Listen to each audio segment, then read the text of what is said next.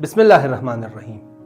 اس میں کوئی شک نہیں کہ انسان کی زندگی میں نماز کے بے شمار مادی اور معنوی آثار ہیں، اور ان آثار کا گہرا تعلق نماز میں توجہ اور دقت کے ساتھ ہے۔ یعنی جتنی نماز میں توجہ اور دقت زیادہ ہوگی، نماز کی تاثیر بھی اتنی زیادہ ہوگی۔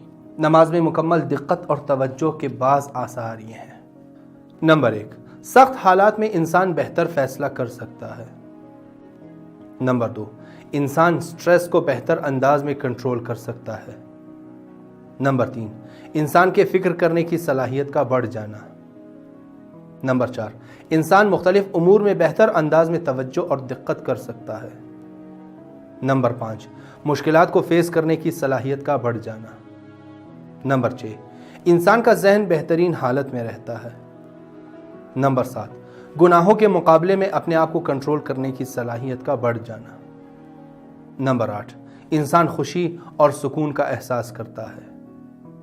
نمبر 9، غفلتوں کا مقابلہ کرنے کی صلاحیت کا بڑھ جانا۔